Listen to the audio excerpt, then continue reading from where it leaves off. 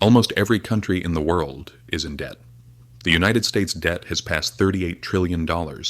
Europe, Japan, even oil-rich countries all carry massive amounts of debt. This brings up a very simple but unsettling question. If everyone is in debt, who do we owe? Here's the strange part. The world isn't really in debt to some higher powers or to a single country. It's in debt to itself. But that doesn't mean everyone benefits equally from this system. To understand today's system, we need to think before credit cards and banks. The story begins with war. In the late 1600s, England is fighting France, and the treasury is empty. The king goes to merchants and says, "Give me money now, and I'll pay you interest for years," guaranteed by taxes. For the first time, the state begins spending money it hasn't earned yet. In return, something very important emerges: government bonds. In other words, the government's promise.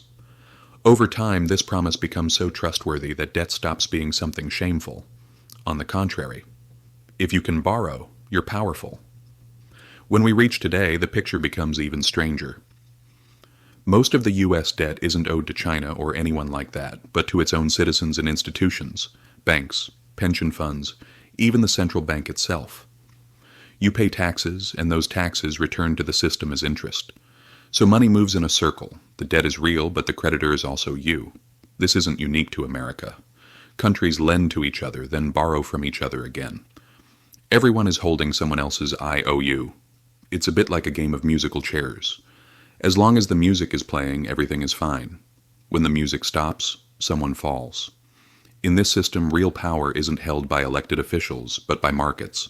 The moment they say, "We don't trust you," interest rates explode, currencies collapse, and people lose their jobs. Democracy is won at the ballot box, but permission to survive is granted by the markets. Central banks sit at the heart of it all. When they print money, they're actually creating debt. Because every unit of money you use today exists somewhere as someone else's debt. There is no such thing as debt-free money. And here's the most important point. Governments don't borrow to pay off debt. They borrow to roll it over. They issue new debt to close old debt. And this isn't a trick, it's the system itself. Because if debt were fully paid off, the safest foundation of the markets would disappear. The system would lose its breath. That's why politicians talking about zeroing out the debt aren't being very realistic. The goal isn't to eliminate debt, but to keep people believing in it. But there's an unfair side to this. Interest payments flow upward, taxpayers pay, asset holders gain. Debt isn't just a transfer between countries, it's also a transfer between people.